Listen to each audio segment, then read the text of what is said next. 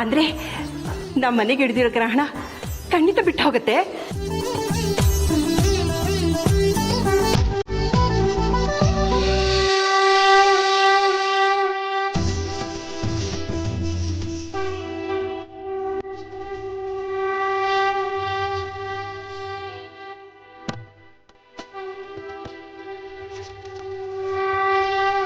ಇದೇನೋ ವಿಷ್ಣು, ಶಾಸ್ತ್ರಿಗಳು ಇಷ್ಟೊಂದು ವಿಶಿಷ್ಟವಾಗಿರೋ ಮೂರ್ತಿನ ಕೊಟ್ಟಿದ್ದಾರೆ. ಎಷ್ಟು ಸುಂದರವಾಗಿದೆಯೋ. ಹೌದು ಅಮ್ಮ, ಇದು ಕೇದಾರದಿಂದ ತರಿಸಿರೋ ಮೂರ್ತಿ ಅಂತೆ, ಅದಕ್ಕೆ ಇಷ್ಟೊಂದು ವಿಶೇಷವಾಗಿದೆ.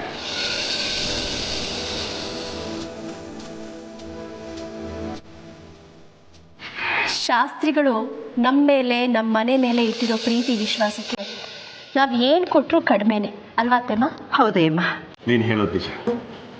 ಅರ್ಜುನ್, ವಿಕ್ರನ ತಂದು ಪೀಠದ ಮೇಲೆ ಕೂರಿಸು.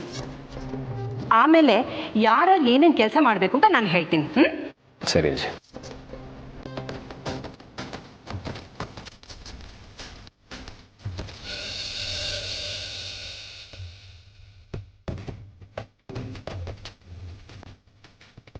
ಹಾಂ, ಈಗ ಹೇಳು ಅಜ್ಜಿ, ಏನು ಕೆಲಸ ಮಾಡಬೇಕು?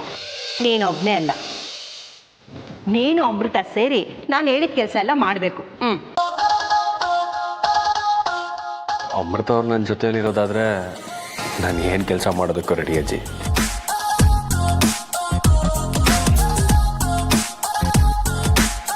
ಸರಿ ಸರಿ, ಇವತ್ತಾದರೂ ನೀನು ಹುಡುಗಾಟ ತುಂಟಾಟನೆಲ್ಲ ಕಟ್ಟಿಡು. ಇವತ್ತು ಶಿವರಾತ್ರಿ. ಸರಿ ಹೇಳಜ್ಜಿ, ನಾನು ಅಮೃತ ಅವ್ರು ಏನು ಮಾಡಬೇಕು ಅಂತ. ಈಗ ಅಮೃತ ನೀವು ಹೊರಗಡೆ ಹೋಗ್ರಿ. ಅಮೃತ ರಂಗೋಲಿ ಹಾಕ್ತಾಳೆ, ನೀನು ಅವಳಿಗೆ ಸಹಾಯ ಮಾಡು. ಸರಿ ಅಜ್ಜಿ. ಅಮೃತ ಅವರೇ ಬನ್ನಿ, ರಂಗೋಲಿ ತಗೊಂಡು ಬರ್ತೀನಿ. ಹೇಮ, ನೀನು ದೇವ್ರಿಗೆ ಅಲಂಕಾರ ಮಾಡು. ಈ ಹಣ್ಣು ಹಂಪಲನ್ನೆಲ್ಲ ಒಪ್ಪ ಮಾಡು.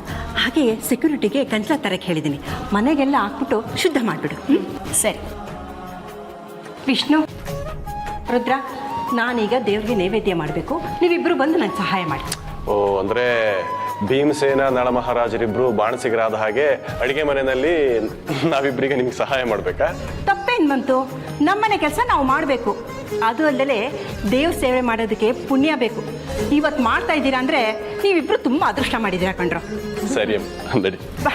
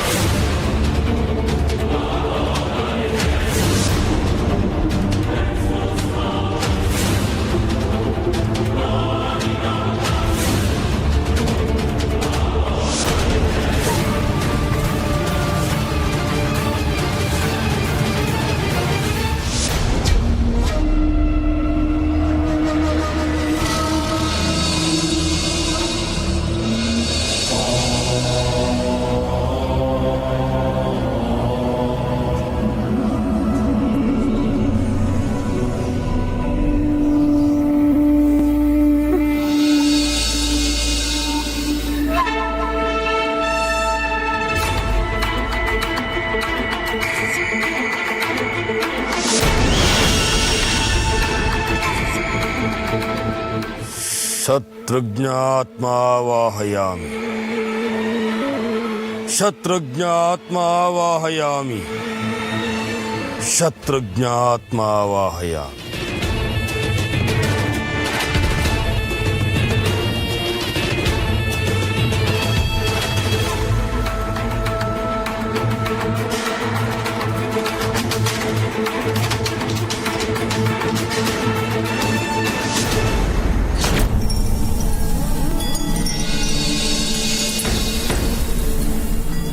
ओम ह्रीं ब्रूं ग्रूं फट् स्वाहा। शत्रुघ्नात्मावाहयामि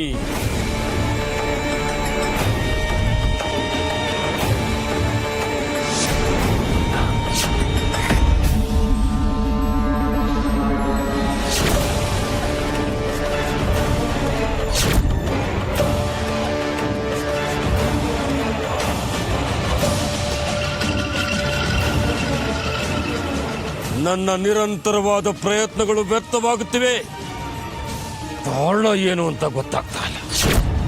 ಇಂಥ ಸೋಲನ್ನು ನಾನು ಹಿಂದೆಂದೂ ಕಂಡಿರಲಿಲ್ಲ. ನನ್ನ ಅಂತಿಮ ಪ್ರಯತ್ನ ಎಂಬಂತೆ ಉಚ್ಛ್ರಾಯ ಜೀವಾಮೃತ ಮಂತ್ರವನ್ನ ಪ್ರಯೋಗ ಮಾಡಿ ನೋಡ್ತೀನಿ.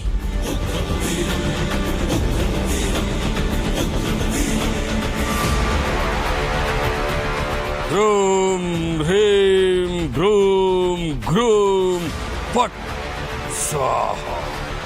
ಶತ್ರುಘ್ನ ಆತ್ಮಾವಾಹಯಾಮಿ ನಾಗಿಣಿ ಹಾಲಾಲ ವಿಷಮಕರಾಮಿ. ಜೀವಾತ್ಮಾವಾಹಯಾಮಿ ಶತ್ರುಘ್ನ ಜೀವಾತ್ಮಾವಾಹಯಾಮಿ.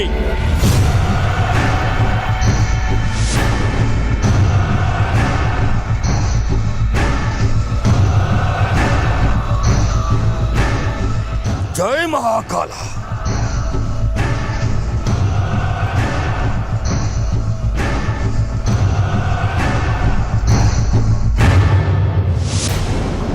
ಶತ್ರುಘ್ನ, ನಾನು ಕಳೆದ 1 ಸಪ್ತಾಹದಿಂದ ನನಗೆ ತಿಳಿದಿರುವ ಮಂತ್ರ ವಿದ್ಯೆಯನ್ನೆಲ್ಲ ನಿನ್ನ ಮೇಲೆ ಪ್ರಯೋಗ ಮಾಡಿ ನೋಡಿದೆ. ಆದರೂ ನಿನ್ನೊಳಗೆ ಪ್ರಾಣ ಸಂಚಾರವಾಗುತ್ತಿಲ್ಲ. ಹಾಗೆ ನಿನ್ನ ದೇಹದೊಳಗೆ ಸೇರಿರುವ ಸರ್ಪಗಳ ವಿಷ ಪ್ರಭಾವವೂ ಅಸ್ತಮಿಸುತ್ತಿಲ್ಲ. ಇನ್ನು ಅಂತಿಮವಾಗಿ ನನಗೆ ಕಾಣುತ್ತಿರುವುದು ಒಂದೇ ಒಂದು ಪ್ರಯೋಗ. ರಾಕ್ಷಸ ಪ್ರಾಣ ಪ್ರತಿಷ್ಠೆ ಎನ್ನುವ ಒಂದು ಅಪರೂಪದ ಪ್ರಯೋಗ. ಈ ಅಪರೂಪದ ಪ್ರಯೋಗವನ್ನ ಪ್ರಯೋಗ ಮಾಡುವ ಪ್ರಮೇಯ ನನಗಿದುವರೆಗೂ ಬಂದಿರಲಿಲ್ಲ. ಅದನ್ನ ನಿನ್ನ ಮೇಲೆ ಪ್ರಯೋಗಿಸಿ ನೋಡುತ್ತೀನಿ. ಆಗಲೂ ನಿನ್ನಲ್ಲಿ ಜೀವ ಸಂಚಲನ ಆಗದೆ ಹೋದರೆ ನಿನ್ನ ಆಯಸ್ಸು ಮುಗಿದಿದೆ ಎಂದು ತೀರ್ಮಾನಿಸಿ ನಿನ್ನ ಅಂತಿಮ ವಿಧಿವಿಧಾನಕ್ಕೆ ಸಿದ್ಧತೆ ಮಾಡಿಕೊಂಡು ನಿನ್ನ ಅಂತಿಮ ಸಂಸ್ಕಾರವನ್ನು ನೆರವೇರಿಸ್ತೀನಿ.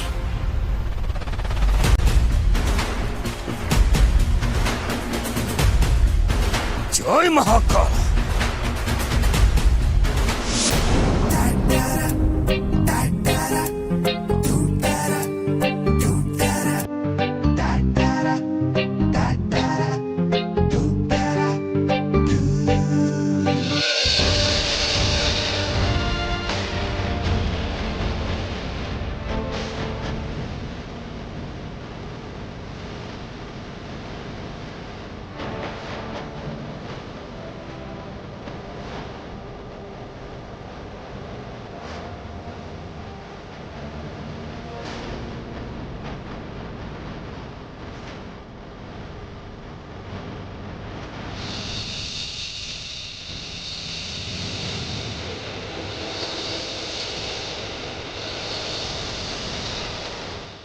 ಕ್ಷಮಿಸಿ ಅರ್ಜುನ್ ಅವರೇ. ಕ್ಷಮಿಸೋದ ನಿಮ್ಮನ್ನ ಸಾಧ್ಯನೇ ಇಲ್ಲ. ಆ್ಯಕ್ಚುಲಿ ನಿಮಗೆ ಥ್ಯಾಂಕ್ಸ್ ಹೇಳಬೇಕು. ಧನ್ಯವಾದನ? ಯಾಕೆ? ಯಾಕೆಂದರೆ ನಮ್ಮ ಮದುವೆಯಲ್ಲಿ ನೀವು ನನಗೆ ಜೀರಿಗೆ ಬೆಲ್ಲ ಹಾಕಿದ್ರಲ್ಲ, ಅದು ನೆನಪಾಯ್ತು. ನೀವು ಯಾವುದಕ್ಕೂ ಸಂಬಂಧ ಕಲ್ಪಿಸ್ತೀರಲ್ಲ ಅರ್ಜುನ್ ಅವರೇ. ಮತ್ತೆ ಸ್ವೀಟ್ ಮೆಮೊರೀಸ್ನ ಸುಮ್ಮನೆ ಹಾಗೆ ಬಿಡೋದಕ್ಕಾಗತ್ತಾ? ಸರಿ ಸರಿ ಬನ್ನಿ, ಅಜ್ಜಿ ಹೇಳಿದ ಕೆಲಸನ ಮುಗಿಸೋಣ. ಇಲ್ಲ, ನಾನು ಬರೋದಿಲ್ಲ. ಏನು ಆಟ ಆಡ್ತಾ ಇದ್ದೀರಾ ನೀವು? ಹಬ್ಬ ಇವತ್ತು. ಹಬ್ಬನೇ. ಹಬ್ಬದ ಪ್ರಯುಕ್ತ ಯಾವ ಆಟ ಆಡೋಣ ಹೇಳಿ? ಕುಂಟೆ ಬಿಲ್ಲೆ ಆಡೋಣ ಅಥವಾ ಚೂರ್ ಚಂಡ ಆಡೋಣ? ಅದ್ಯಾವುದೋ ಬೇಡ, ಈಗ ನಡೀರಿ ನೀವು. ಬರೋದಿಲ್ಲ, ಲೆಕ್ಕ ಚುಕ್ತ ಆಗಬೇಕು. ಯಾವ ಲೆಕ್ಕ ಚುಕ್ತ ಆಗ್ಬೇಕಿತ್ತು ನಿಮಗೆ?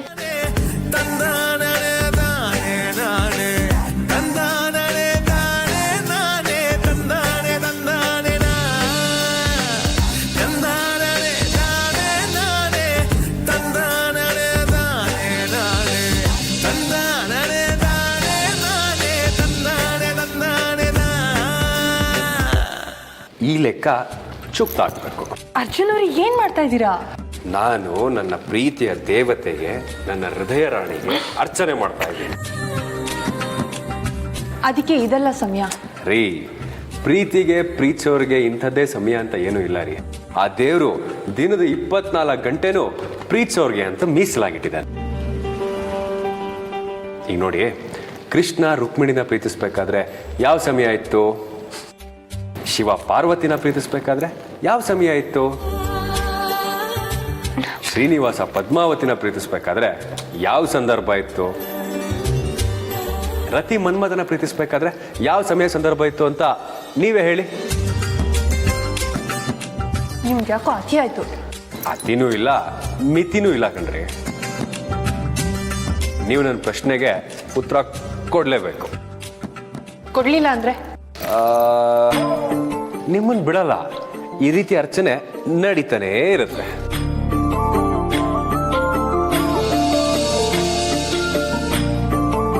ಅಜ್ಜಿ ಅಜ್ಜಿ ಏನಮೃತ, ಅಜ್ಜಿ ಏನಮ್ಮ? ಅಜ್ಜಿ ಅದು ಅರ್ಜುನ್ ಅವರು. ಏನ್ ಮಾಡ್ದ ಅರ್ಜುನು? ಅದು ಅದು ಏನದು? ಏನ್ ಮಾಡ್ದ ಅರ್ಜುನ್? ಎಲ್ಲ ಅಲಂಕಾರನೂ ಅವರೊಬ್ಬರೇ ಮಾಡ್ತಾರಂತೆ. ನಾನು ಒಳಗಡೆ ಬಂದು ಬೇರೆ ಕೆಲಸ ನೋಡ್ಕೋಬೇಕಂತೆ. ಹೌದೇನೋ? ನೀನೇ ತಾನೇ ಅಜ್ಜಿ ಹೇಳಿದ್ದು ಹಬ್ಬ ಅಂದಮೇಲೆ ತುಂಬಾ ಕೆಲಸ ಇರ್ತವೆ ಅಂತ. ಹೌದಪ್ಪ, ರಂಗೋಲಿ ಹಾಕೋದು ಹೆಣ್ಮಕ್ಳ ಕೆಲ್ಸನೇ. ನೀನು ಅವ್ರ ಜೊತೆ ಸೇರ್ಕೊಂಡ್ರೆ ಕೆಲಸ ಬೇಗ ಬೇಗ ಆಗೋದಿಲ್ವಾ? ಹೋಗು, ಒಳಗೋಗಿ ಸಹಾಯ ಮಾಡು.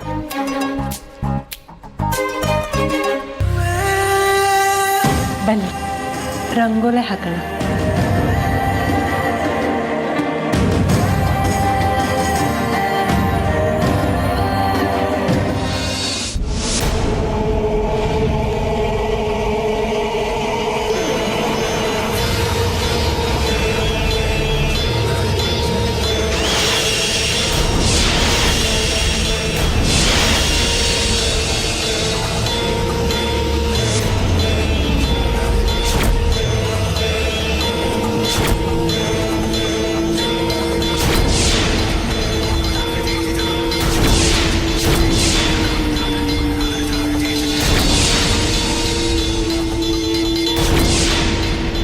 ಜೈ ಮಹಾಕಾಲ. ನನ್ನ ಅಂತಿಮ ಪ್ರಯೋಗ ರಾಕ್ಷಸ ಪ್ರಾಣ ಪ್ರತಿಷ್ಠೆ ಫಲ ಕೊಡುವ ಹಂತದಲ್ಲಿದೆ.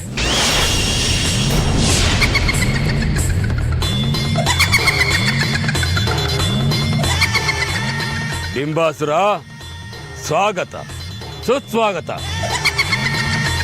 ನೀನು ನನ್ನ ಉಪಚಾರದಿಂದ ಸಂತುಷ್ಟನಾಗಿರುವಂತೆ ಕಾಣುತ್ತಿದ್ದೀಯ. ನನ್ನನ್ನು ಆಹ್ವಾನಿಸಿದ ಕಾರಣವೇನು?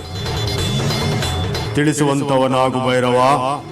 ಈ ಶತ್ರುಘ್ನವರ್ಮನ ದೇಹದಲ್ಲಿ ಪ್ರವೇಶ ಮಾಡಿ ಅವನಿಗೆ ಪ್ರಾಣ ಚೈತನ್ಯ ಕೊಡು. ನನಗೆ ಇವನಿಂದ ಮುಖ್ಯವಾದ ಕೆಲಸ ಆಗೋದಿದೆ. ನಿನ್ನ ಅಪ್ಪಣೆಯಂತೆ ಆಗಲಿ ಭೈರವ.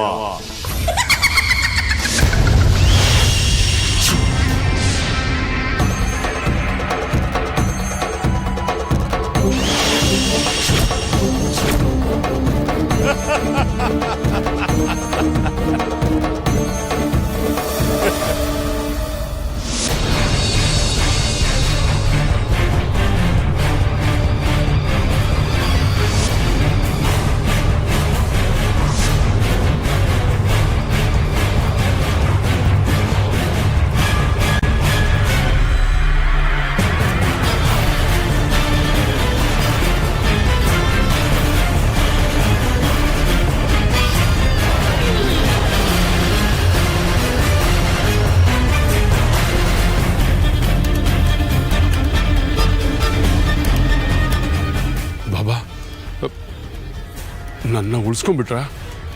ಹೌದು. ಆದ್ರೆ ಏನ್ ಬಾಬಾ? ನಿನ್ನನ್ನು ಮತ್ತೆ ಜೀವಂತಗೊಳಿಸಲು ನಾನು ಎಂತೆಂಥ ಪ್ರಯೋಗಗಳನ್ನು ಮಾಡಿದ್ದೇನೆ, ಎಷ್ಟೆಷ್ಟು ಕಷ್ಟಪಟ್ಟಿದ್ದೇನೆ ಅನ್ನೋದು ನನಗೆ ಮಾತ್ರ ಗೊತ್ತು. ಆಗ್ಲಿ ಬಾಬಾ, ನಾನು ನಿಮ್ಗೆ ಅಭಾರಿ ಆಗಿದ್ದೀನಿ.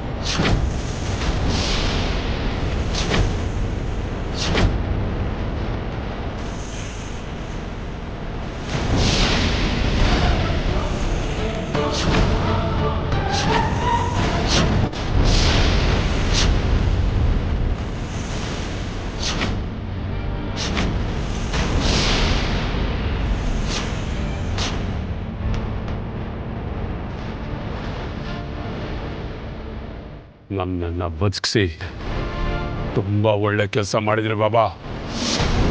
ಇನ್ನು ಆ ನಾಗಿಣಿಗೆ ಇತಿಶ್ರೀ ಆಡೋದನ್ನ ಯಾರಿಂದಲೂ ತಪ್ಸೋಕ್ಕಾಗಲ್ಲ. ಮೂರ್ಖ, ಶತಮೂರ್ಖ. ಇವತ್ತು ಶಿವರಾತ್ರಿ ಅನ್ನೋದು ನೆನಪಿರಲಿ.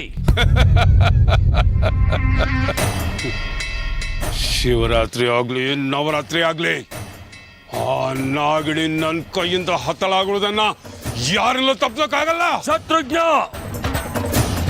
ನನ್ನ ಶ್ರಮವನ್ನ ವ್ಯರ್ಥ ಮಾಡಿ ನಿನ್ನ ಸಾವನ್ನ ಆಹ್ವಾನಿಸ್ಕೋಬೇಡ. ಮೃತ್ಯು ಅದು ಈ ಶತ್ರುಘ್ನ ವರ್ಮನಿಗೆ ಸಾಧ್ಯನೇ ಇಲ್ಲ. ಇದನ್ನ ನೀನು ಮಾತಾಡ್ತಾ ಇಲ್ಲ, ನೀನು ಒಳಗಿದೆಯಲ್ಲ ಶಕ್ತಿ, ಅದು ಮಾತಾಡ್ತಿದೆ. ಆ ಶಕ್ತಿಯ ಪ್ರಭಾವದಿಂದಲೇ ಆ ನಾಗಿಣಿನ ಕೊಲ್ಲೋದಕ್ಕೆ ನಿಂತಿರೋದು. ಇಂದು ಶಿವರಾತ್ರಿ ಆಗಿರೋದ್ರಿಂದ ಯಾವುದೇ ನಾಗ ಆಗಿರ್ಲಿ ನಾಗಿಣಿ ಆಗಿರ್ಲಿ ಅವುಗಳ ಶಕ್ತಿ ದ್ವಿಗುಣವಾಗಿರುತ್ತೆ. ನನ್ನ ಶಕ್ತಿ ಅವುಗಳಿಗಿಂತಲೂ ದಶಗುಣ ಆಗಿದೆ ಅನ್ನೋದನ್ನ ಮರಿಬೇಡಿ ಬಾಬಾ. ನನ್ನ ಮಾತು ಕೇಳು ಶತ್ರುಘ್ನ. ನನ್ನ ಶತ್ರು ನಿರ್ನಾಮ ಆಗಬೇಕು. ಅಲ್ಲಿವರೆಗೂ ನಾನು ಯಾರ ಮಾತನ್ನು ಕೇಳೋದಿಲ್ಲ. ನಿನ್ನ ಸಾವು ನಿನ್ನ ಬೆನ್ನಟ್ಟಿ ಬರ್ತಾ ಇದೆ.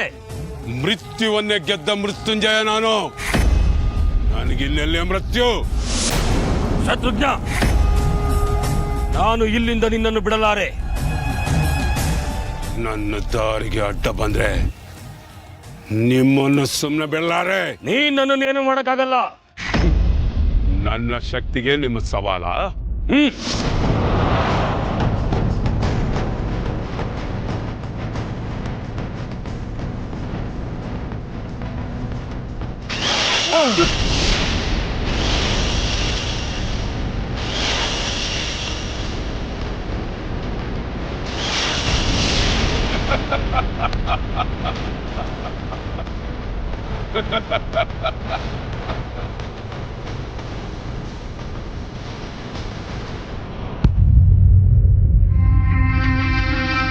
ನನ್ನ ಶಕ್ತಿ ಏನು ಅಂತ ಈಗಲಾದ್ರೂ ಅರಿವಾಯ್ತಾ ಬಾಬಾ? ಗುರುದ್ರೋಹಿ.